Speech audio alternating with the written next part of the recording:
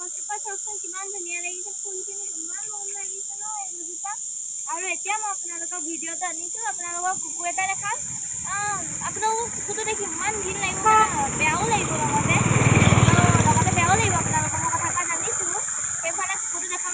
গাড়ীয়ে মৰা বহুত দিন হ'ল, কিন্তু মানুহ হ'লে লগাব মানুহৰ কিবা ল'ব লাগে। কুকুৰটোৰ কাৰণে কোনেও লৈ যাবলৈ মোৰ কাৰণে গেলি গৈছে। এতিয়া অলপমান দূৰতে আছে কুকুৰটো পৰি দেখাই আছোঁ আপোনালোকে চাই থাকিব দোস্ত। এইটো চাওক মৰা কুকুৰটো গোটেই গেলি গৈছে কুকুৰটো দোস্ত। এইটো চাওক, মানুহে এনেকুৱা কৰিব লাগে নে বাৰু? হস্পিটেল লৈ যাব লাগিছিলে। চাওকচোন গোটেই নোম চোম গেলি গৈছে, দাঁত চাত চব এফালৰ পৰা ধুতে ওলাই গৈছে